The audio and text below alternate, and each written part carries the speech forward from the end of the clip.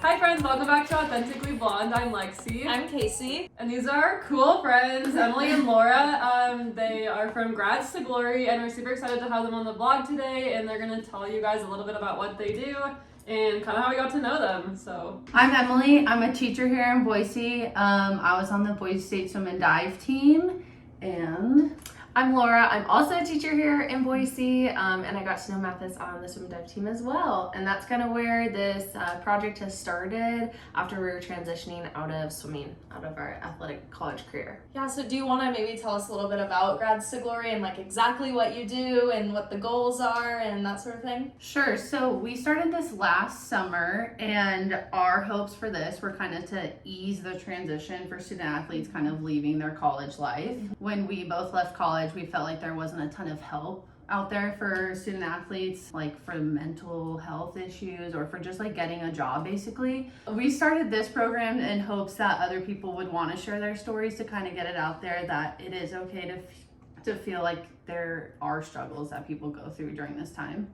Yeah, I think as we kind of started it, the outreach that we got from people was pretty amazing of, hey, like I struggled with that too, or this was really hard and this was kind of my struggle with the transition. And so I think the more and more we talked about it, like we said last summer, was really when we kind of started to think about like where we wanted to go from there, and we made our mission statement and just kind of got everything going. And I think the biggest thing people have asked for is that testimony of other people, other athletes of like, this is what I've struggled with, and just so you feel like I'm not alone, you know? So that's kind of been the coolest thing, like the outreach from people that we've gotten, and we get to meet cool friends.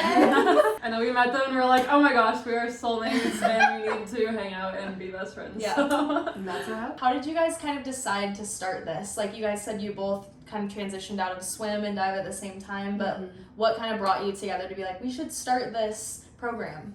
We just kind of talked about it, and we talked about the struggles and the things that were hard about it, and kind of finding like that passion after the fact. And yeah, we hiked, I feel like a lot. We hiked a lot and talked about it. Yeah. And it just kind of came to be. We talked to our friend that's a graphic designer, and then we talked about names, and we got a website going. You know, we just kind of started to let it roll, like as the ideas had come. Because we talked about it for a couple of years, honestly. So I think it just took us a while to kind of solidify what we wanted this to be for other people. So it's been a few years in the making. Yeah, so how has it kind of like helped you guys, or have you seen it help other people? Like, have you related to a lot of different types of athletes, or I don't know, what's kind of been the feedback so far? When we first started it, we actually got one DM on Instagram from a girl who plays lacrosse at Duke. Her program is called like Morgan's Message, and she does a very similar thing. And I don't know how we connected, but social media rocks in that way, and we did. And so we've just met a lot of people, a lot outside of Boise actually, that we've been able to connect with. We've met James Reed. He played basketball here at Boise State, and he kind of started a program very similarly to us. And so he was like the first person we met with. So that just gave us a lot of confidence that there are other people struggling out there with this. So. Yeah, and it kind of like once you meet one person and then you meet another, it kind of gets the ball rolling. You get really excited. We've also recently we met with Dave McKenzie, and he's been awesome. He's like in entertainment, like the voice of Boise, you know. So he's like out on the blue announcing. He started like his own show and everything. But yeah, just that outreach of people, and people just kind of saying like, hey, like I needed this, you know. Even past athletes that are like beyond that point of like recently transitioning, they said like, I wish I had this like, when I was transitioning. And like having people give their advice, like that's what we do like in our posts, like what's your glory moment and like what's your advice. I think it's been like the biggest thing, honestly, just because like they're giving advice to people that are now in that transition. So it's been pretty cool, the people we've connected with. So that is cool. I feel like hearing like the words like me too, like I've been going through the same thing, is like so impactful. Like, whoa, I'm not the only one. And like, I don't know, it is hard when you're going from doing your sport every single day for hours and every single week. So I don't know, I think that once you transition out of that and you're like, okay, what now? Like, where's my identity? Where does that lie now? Do you feel like you have had like an identity crisis almost? Absolutely. Like I only identified as Emily the swimmer for like 17 years, and suddenly that piece of me was just gone. So I think it's cool to hear that other people are struggling with that, especially like we've met a lot of male athletes who are struggling with this, which is interesting to us because I mean, they're going through things that you wouldn't even know about. Yeah. So I think I also kind of had that identity crisis. Like after you've swam for so many years and it's just like that big part of you, like after your sport and you identify with that so much. I was really grateful. We had an extra semester after being done swimming, so that really helped me kind of get into teaching and like take that on as part of my identity. But I also got into CrossFit like immediately after. I told myself, I was like, I'm gonna take a month off, I'm gonna relax. Like after swimming, it was like less than a week. And then I got in the gym and I was like, okay, here's a community, like a team, you know, people with goals, we're exercising, like all these things. And so I think that really helped me transition, but it was really hard, you know, it's hard to go from the sport you love, seeing your girls every day, you know, like having coaches constantly supporting you. Like if I don't go to the gym, like nobody's calling me at 5 o'clock to be like, Laura, where the heck are you? You know, like it's me now. It's my accountability. So yeah, it's definitely been a big transition, but super grateful for the people that have kind of come into my life that have like supported that, and having, you know, friends that are going through the same thing and connecting on it. It's been good. Totally. I just finished volleyball a few weeks ago, and I have found it so helpful to look at their posts and look through other athletes and talk to them and talk to Lexi. And so I recommend, if any of you guys are, even if you're graduating high school and you're done with your sport and you're going into college and not playing sports and you feel like, basketball's really just been a part of my life for so long, look them up. Like, you don't have to be a college graduate. Like, this happens at all stages of life, and it's really cool to hear about this community that you don't really know is there. And then like the more you talk to people, the more you realize it's there. I don't know, it's cool. I feel like it's a very like unsaid It's like process. a secret society. I'm like, are you in this too? Like, are you struggling? Like twice. Like you too. I feel like it also is like not just sports, like anybody who's like has a passion that's like, okay, I'm moving away from this, I'm trying something new in life, and that is scary. Like we always talk about like life changes are so scary for us, especially if you have anxiety and you imagine the worst thing is always gonna happen. So I feel like just understanding that there is that community and you're not alone, there's help. So I guess my next question would be like, where do you guys see Grads to Glory going? Like, do you have all these high hopes and dreams for it? We hope to eventually make it a nonprofit here in Idaho. We've kind of started doing the paperwork for that.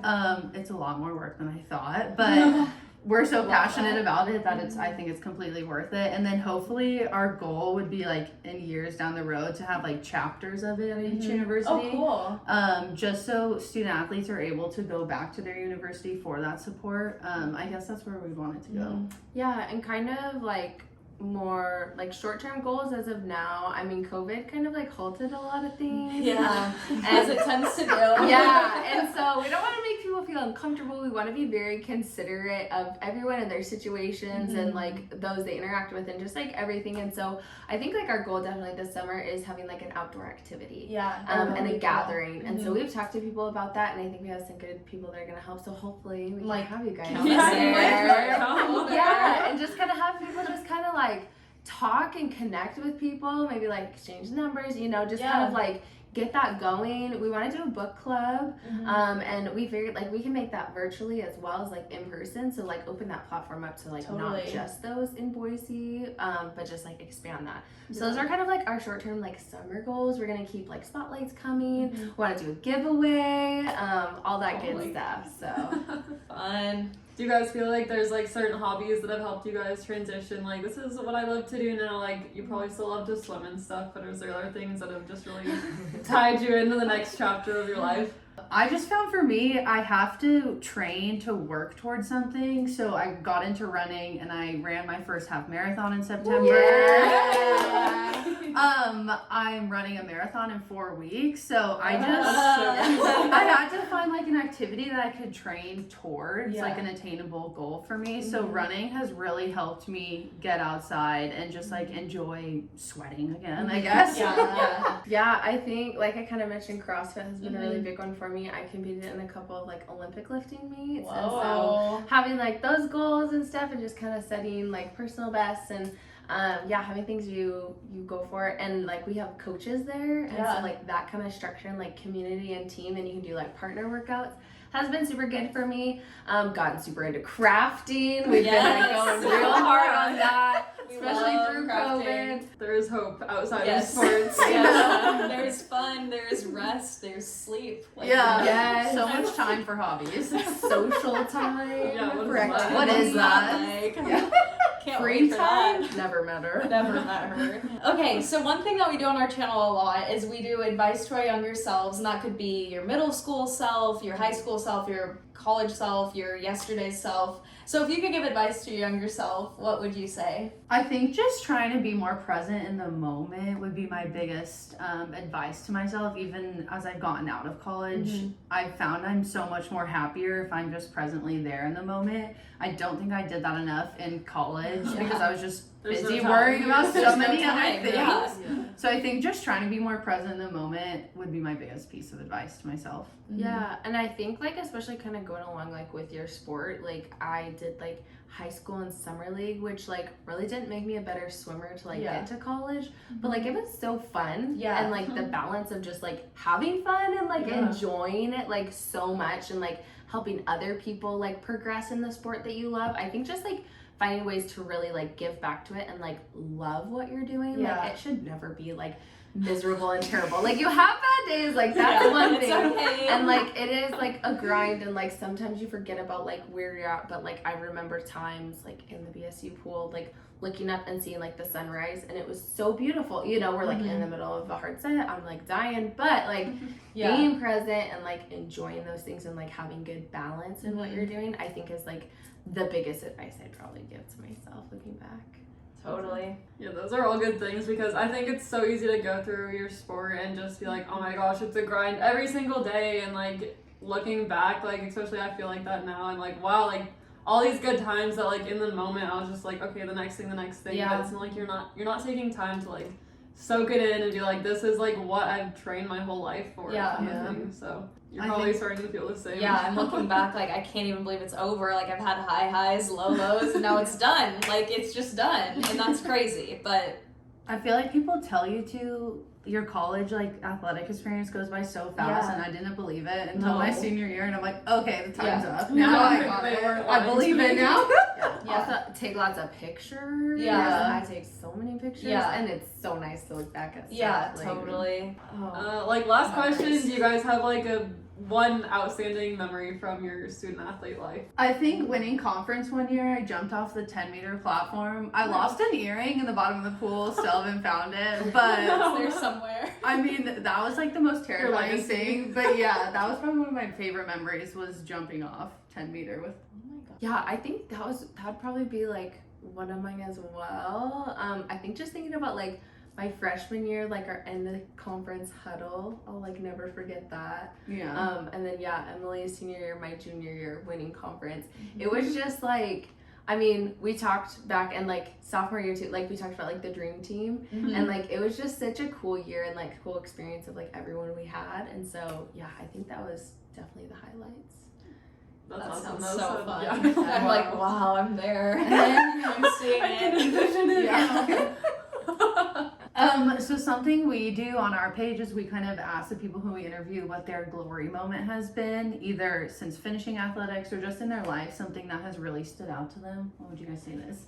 I would say mine. This year, my team played over in Fairbanks, Alaska, and we saw the Northern Lights, and it was like the most amazing thing I've ever seen. And it was one of those moments where I'm sitting there with my best friends, looking at the sky, not even able to process what's going on because I felt so small, and I was like, volleyball doesn't matter, but I'm here because of my friends and because I'm playing volleyball and experiencing this, and God is so good, and I'm just like so overwhelmed by everything, and it was really volleyball that brought me here, but volleyball doesn't matter because there's things like this, and I don't know, it just kind of really put everything into perspective. Like, I'm gonna be okay when volleyball's over because I have these friends, and that's what really matters, and you go through life and experience life with these people.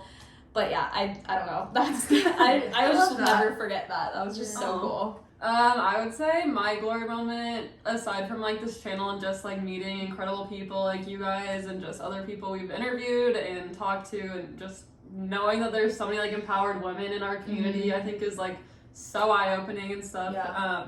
I also started coaching recently, which is like sometimes mixed feelings. Like sometimes it's hard for me when I don't know. It's a grind for When sure. you're trying to teach someone a sport that you love and they don't appreciate it. Yeah. That's hard. That's hard. I'm saying it for you. It's hard. But I think that's been like really like a good challenge for me because it's like it's very different to play your sport and it's another like coach it and like try to teach passion, which Totally. I'm not sure I mastered that, but I think that's been super cool to like have an impact on like young girls' lives. So okay, well we're so happy that Laura and Emily got to come on our channel today and just talk about their experience with Grads to Glory, and they're awesome former D1 BSU swimmers.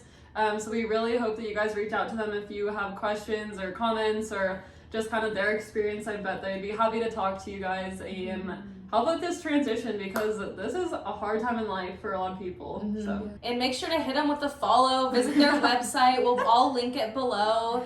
They'd be happy to talk to you guys, I'm sure, and they have really cool stories listed on their page, and it's just super inspiring what they're doing, so check them out. Yeah, so thanks for watching. If you like this video, please be sure to like, comment, and make sure to subscribe. Bye!